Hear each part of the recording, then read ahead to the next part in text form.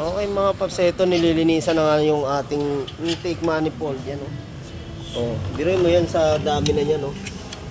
Talagang yun nga naramdaman ni boss. Gaya nito, ganito karumi. Naramdaman niya na malakas na kumain ng langis, ano boss.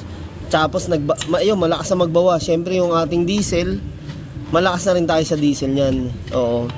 Kaya yun, advice ko lang mga idol, kung kaya naman ng budget 80 to 100, kailangan mapalinisan din natin to, no?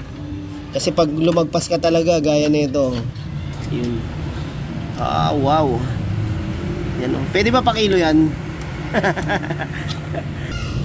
Kasi ano nga, exhaust gas recirculation hindi na makahinga, no?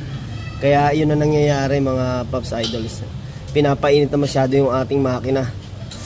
Gas tayo ng gas, umaabante, pero hindi lang natin nararamdaman. Malakas na tayo sa fuel. Okay, tapos sobrang init ng makina. Malakas matumuyo ng langis ng ating makina yan. Okay, ito mga Pops, nililinisan natin. Bali, lilinisan din natin yung pinaka combustion chamber.